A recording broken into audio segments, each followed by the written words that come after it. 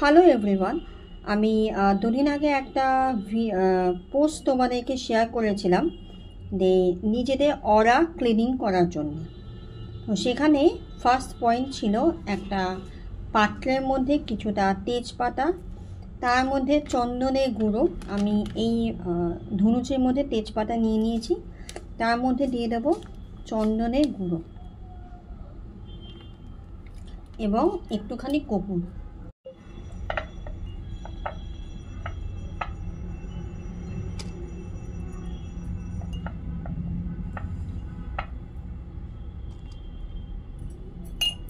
দিয়ে দিলাম, দিয়ে এবার এটাকে জ্বালিয়ে দেবো। অনেকে ডাই ব্রাথ অরা ক্লিনিংটা বুঝতে পারছিল না, তাদের জন্য আমি এই ভিডিওটা বানিয়ে দিলাম। আশা করি তোমাদের এবার বুঝতে অসুবিধা হবে না।